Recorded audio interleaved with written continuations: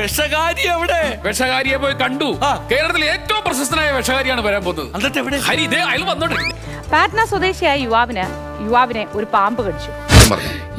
എന്നാ പാമ്പ? ഇത്രയും വലിയ തല, ഇത്രയും വലിയ ഉടല്, ഇത്രയും വലിയ ബാല് രാജഗോപാലയാണെന്ന് തോന്നുന്നു. ഇനി ഇവിടെ അവതരിപ്പിക്കാൻ പോകുന്ന ഈ ഒരു ഐറ്റം ആരും പോയി അനുകരിക്കരുതേ എന്ന് അഭ്യർത്ഥിക്കുകയാണ്, പ്രത്യേകിച്ച് കൊച്ചു കുട്ടികൾ. യുവാവിന്റെ വക പാമ്പിന് തിരിച്ച് 2 കടിയും കൊടുത്തു. ചോര കണ്ട അറപ്പ് മാറിയവനാ ഞാൻ.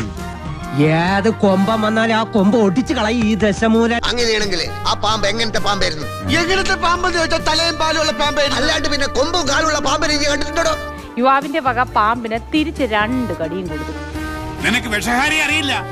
വിഷ ഊതി കയറ്റാനും ഊതി ഇറക്കാനും ഒരു നിമിഷം വേണ്ടിരിക്കെ വിഷരാജനാ ഞാൻ.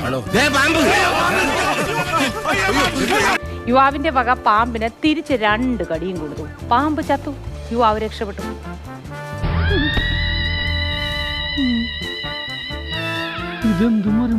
വനമേഖലയിലാണ് ഇത്തരത്തിലൊരു സംഭവം നടന്നത്. വനമേഖലയിലെ ട്രാക്കിന്റെ പരിശോധനകളെല്ലാം കഴിഞ്ഞതിന് ശേഷം സന്തോഷ് വിശ്രമിക്കുകയായിരുന്നു. എന്നിട്ട് ആ സമയത്താണ് പാമ്പ് ഇയാളെ വന്ന് കടിക്കുന്നത്.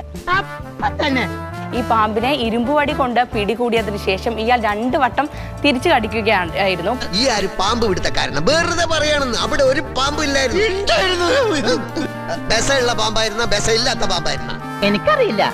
ഈ അല്ലടോ പറഞ്ഞത് രാജവെമ്പാലയാണ്, ഇത്ര നീളമുണ്ട്, ഇത്ര വണ്ണുണ്ട്.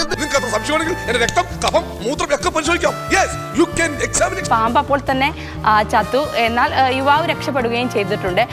എങ്ങനെയെങ്കിലും ഇവനെ ഒതുക്കിയേ.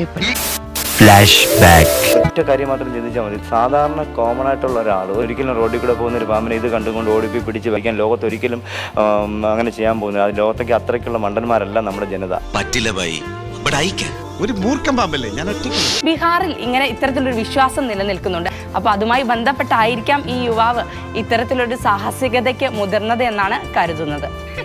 ഇതൊക്കെ എന്ത്